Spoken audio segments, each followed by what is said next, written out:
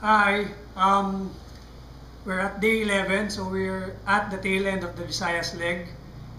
Well, most embarrassing moment would be every time we're on stage with Karil, singing the Dugtungan Challenge. So, sa pit stops ng CDO and Iloilo, we did the Dugtungan Video Challenge with Karil. So, madami tao, so nakakaya talaga. Tapos, Karil would make us dance with the songs.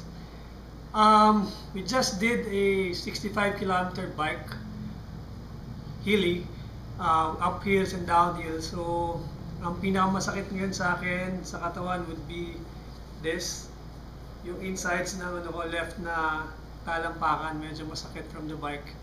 And yung likod ko din. So, yun, hopefully I can recover tomorrow and the following weeks. Hi Karen, I miss you. I love you.